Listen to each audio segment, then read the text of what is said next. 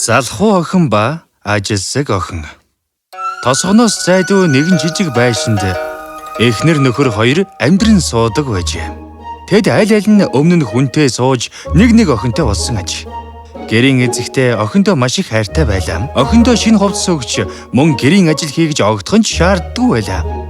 Үүнээс болж охин нь маш залхуу болж гинэ.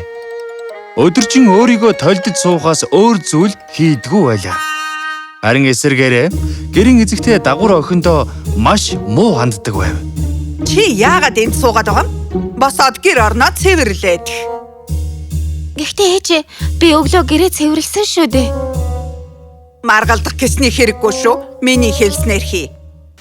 За ээжээ. Гэрийн эзэгтэй бүх ажлаа хийлэгдэг байсан ч дагуур охин нь нэг ч удаа гомдлож байгаагүй. Өдөр болгон нэг ажлаа ахин дахин хийдэг байсан ч огтхон ч залхдаггүй байлаа. Аав нь энэ бүхнийг харж байлаа. Охиноо хараад зүрх нь эмтэрдэг байсан ч юу ч хийж чаддаггүй байв. Цаг хугацаа өнгөрөхийн хэрээр аавынх нь бие багаар муудаж байлаа. Хайртай охин минь. Намайг үнэхээр уучлаарай. Би чамд юу ч өгч чадахгүй нэ. Зүгээр дээ аваа. Уучлалт гуйх хэрэггүй. Та өдий хүртэл намайг харж хандаж байсан шүү дээ. Харин одоо би таныг харж хандах цаг ирсэн. Би ажил хийж их мөнгө олох болно. Бидэнд хүнд үе ирээд байна. Бодохгүй бүх зүйл сайхан болно. Гэрийн эзэгтэй тэдний ярихыг чимээгүй сонсож байлаа. Би яагаад энэ талаар бодоогүй юм болоо? Би тэрнийг баян айл руу явуулж ажил хийлгэх хэрэгтэй. Би тэрнийг мөнгө олуулахаар гэрээсээ явуулна. Олсон бүх мөнгө нь минийх болох болно. Тэгвэл охин бид хоёр үргэлж хүсэж байсан амьдралаараа амьдрна гэсэн үг. Чиний зөвөө? Аав чинь би их муу байна. Бас бус зардлууд ч гарах нь дамжиггүй. Чи баян айлынд очиж ажил хийх хэрэгтэй. Чи сайн гэрийн үйлчлэгч байж чадна. Чи яаж ингэж хэлж чадваа? Чи яагаад өөрийнхөө охиныг явуулахгүй байгаа юм? Явуулж болно. Гэхдээ охин минь толгоргаар жижигхэн хөлөндөө үргэлж анхаарал тавьдаг. Ажил хийвэл гоо үзэгсэл нь үгүй болно шүү дээ. Харин чиний охин тийм ч хөөрхөн биш шүү дээ. Ажил хийлээгээд тэрний гаднах төрх огтхон ч өөрчлөгдөхгүй. Бид санал нэгдсэн биз дээ. Маргааш өглөө чи баян айл олж ажил хийхээр эндээс явна шүү. Яадаг вүлээ? Тэр гоо үзэгслэнгийн талаар юу ч мэдэхгүй. Чи ажил хийх хэрэггүй охин минь. Зүгээр дээ аваа. Би ажил хиймээр байна. Хийх ёстой ажлаасаа зүгтаа байвал юу ч өөрчлөгдөхгүй шүү дээ. Санаа бүү зов. Та надад олон зүйл заацрахсан. Нэг л өдөр миний хичээл зүтгэлийн үр дүн гарна гэдгийг би мэдэж байна. Маргааш өглөө нь охин явхад бэлэн болжээ. Баян айл олж гэрийн үйлчлэгч хийхээр гарлаа. Хойд ээж нь охинд замдаа идэх хоол бэлгийн хэл усч өгсөнгүй. Охин үүнийг үл хаашаав. Бие сайн бодоорой охин минь. Санаж яв. Тусламж гуйс нэгэн туслахаас хязээж битгий татгалз. Бас хичээнгүй бай. Юу ч хийлээ гэсэн сэтгэл зүрх зориул. За, би санаж явах болно аваа. Ингээд охин гэрээсээ явлаа. Олон уул толгод даван явсан ч юу ч олсонгүй гинэ. Олон өдөр алгасан ч нэг ч хүнтэй таарсангүй. Тэглээгээд охин итгэл найдвараа алдалгүй. Аавынхаа хэлснийг байнга санаж байлаа. Тусламж гуйсан нэгэнд туслахаас хязээж бүү татгалз. Бас хичээнгүй бай. Юу ч хийлээ гэсэн сэтгэл зүрхээ зориул. Би ажил олоход бүх анхаарлаа хандуулах хэрэгтэй. Би ямар ч ажил хийлээ гэсэн бүх сэтгэл зүрхээ зориулах болно. Өдөржин ажиллах ойлооч би бууж өгөхгүй. Удалгүй охин ярьдаг модтой тааралдлаа. Мод бүхэлдээ хатаж хорч исэн байжээ. Сайн уу бицхан охин минь? Чи хаа нэг тийшээ явж байгаа бол та. Хатсан мөчрөөсөө салхад минь чи надад туслахгүй биз? Хариуд нь би чамд туслана гэдгээ амлаж байна. Тэгэлгүй яах вэ? Охин мод руу авирч хатсан бүх мөчрүүдийг гараараа хугаллаа. Модыг нэг чирхэг хатсан мөчргүү болгож хэн навч жимс ургахад бэлэн болгох хүртэл зогссонгүй гинэ. Мод охин талархснаа хэлж охин цааш алхлаа. Цааш явж байтал охин үхэж буй усан үзмийн оронготой таарав. оронгоны хажууханд ер бусын хүрз хэвтэж байлаа. Оронго охин тандан Сайн уу? Чи миний үндсийг ил гаргаад өгөөч. Би хариуд нь чамд туслая шүү. охин хүрзийг аван газар хагалж эхлэв. Охин гарын алгаа цэврүүлтэл газар хагалав гэнэ. Гар чинь их өвдөж байгаа бах та. Зүгээр дээ. Одохгүй зүгээр олчихно. Чамд тусламж хэрэгтэй байсан учраас би тусалсан юм. Оронго талархснаа илэрхийлж охин цаашаа явлаа. Цааш явж байтал эвдэрсэн зуух тааралдав. Зуух охин тандан "Бэцхэн охин минь, чи хан цавыг минь боглоод намайг цэвэрхэн болгоод өгөөч дээ. Би хариуд нь чамд туслан шүү." Охин зууханд олон ан цав гарсан байгааг харав.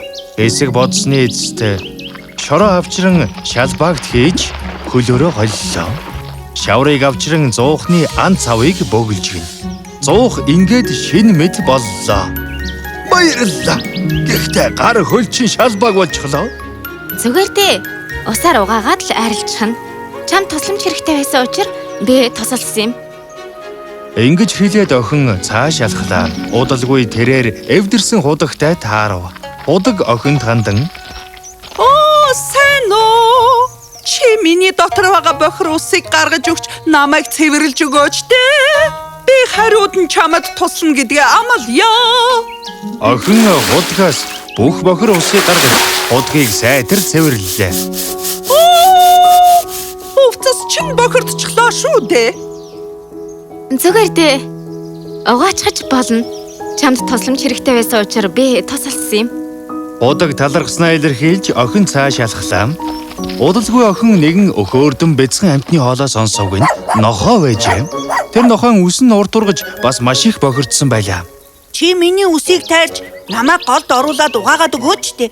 Хариуд нь би чамд туслана гэдгээ амлая. Охин хэлснээр нь хийлээ. Нохоо эрүүл жаргалтай харагдаж байлаа.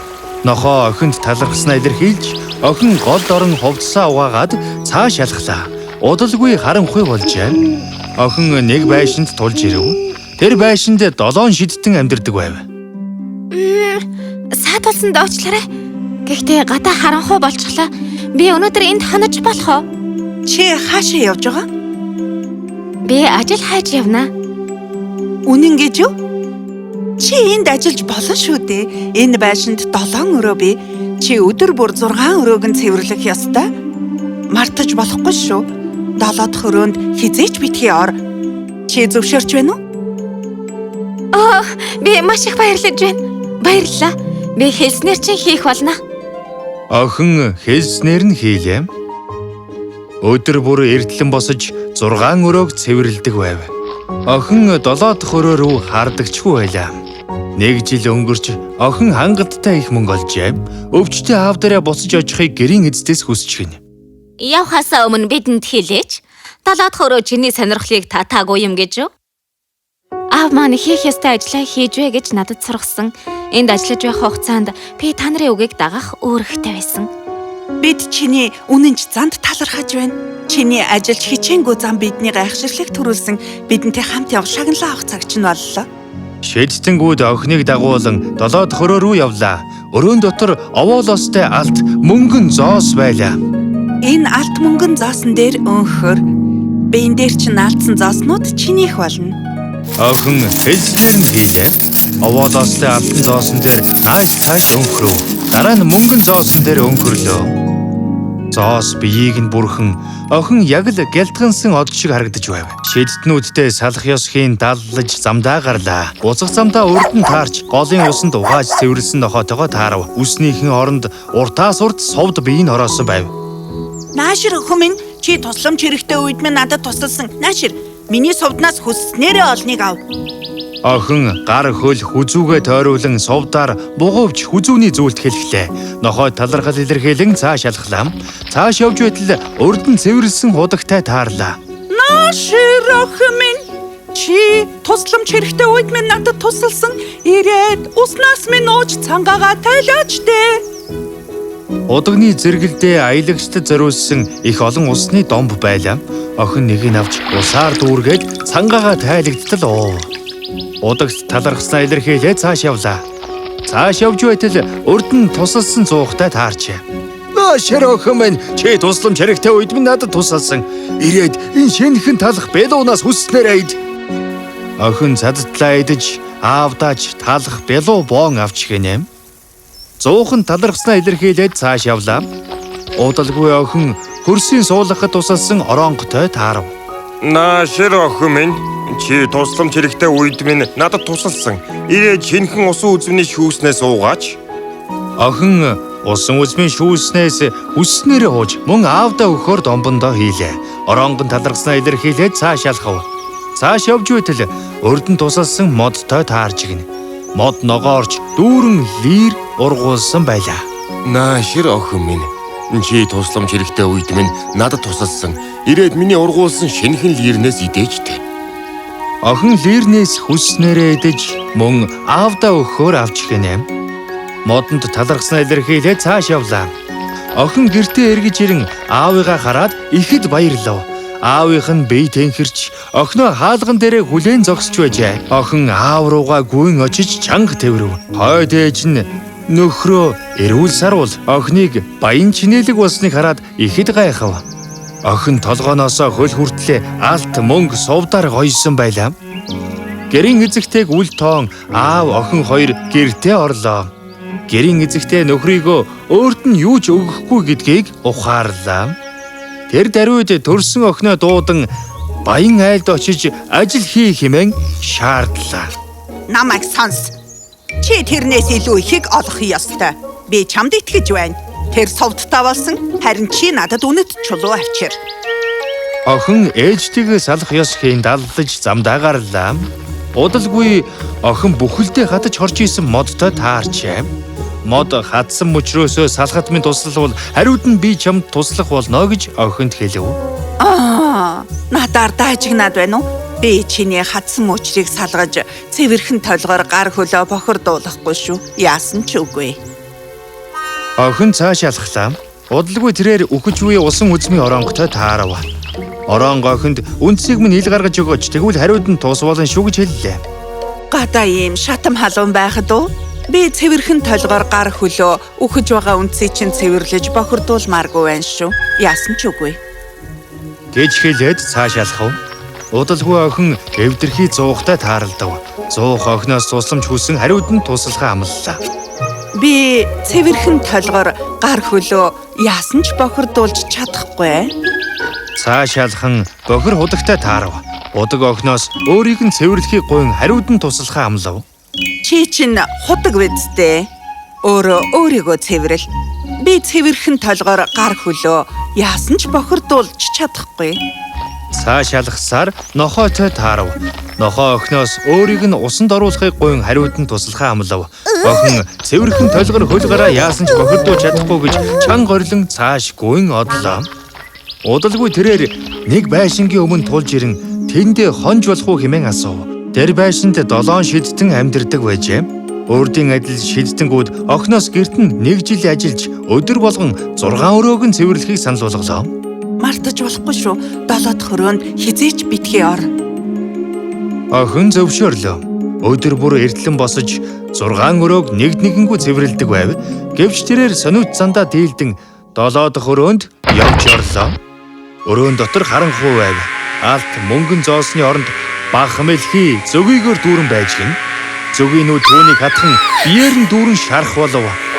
Шидтэнгүүдийг эрхийг хүлээлгүй охин байшингаас гаран зугтжээ. Буцах замдаа сувдаар бие ороосон нохойтой таарав. Сувднаас нь авахаар нохооны араас хөөн гүйсэн ч нохоо явж одлоо. Цааш явж угаад урд нь цэвэрлэхээс татгалзсан худагт тулж ирлээ. Уух ус авахаар доош тонгойтол худгийн ус доошилсоор охин хүрч чадахгүй болов. Цааш явж угаад урд нь ан цавын засгаас татгалзсан зуухтай таарав. Зуухны дэргэд шинэхэн талах бялуу өрөөстэй байсан ч охин авахаар гараа сунгатал зуух гарын түлж орхив. Цааш явж угаад урд нь хөрсийн ил гарахаас татгалзсан усан үзмийн оронготой таарчээ. Охин маш их цангасан байсан ч оронго усан үзмийн шүүс өгсөнгүй. Цааш алхсаар урд нь туслахаас татгалзсан модтой таарав гин мод ногоорч шинэхэн лир ургуулсан байлаа. Гэвч охин лир авахаар гараа дээж сунгатал мод дээшлэн охин жимсэнд хүрч чадахгүй болов. Охин цааш алхлаа. Гэртээ эртэл ээж нь алт эрдний чулуутай ирэх учиртай байсан охиноо хүлээн хаалган дээр зогсож байв. Гэтэл охин нь бохир ховцтой улааж шаргацсан биетэй эргэж ирлээ. Чи одоо ойлгов. Залхуур бол хүнд юу ч өгөхгүй. Даруу үнэнч санал шагнуулдаг юм шүү дээ. Чи цаашид энэ байшинд амьдрах эрхгүй. Та хоёр явах ёстой. Эцэгтэй охиноо дагуулan байшингаас явлаа. Тэр цагаас хойш ажилсаг охин аавынхаа хамтаар насан туршдаа аз жаргалтай амьдэрсэн юм.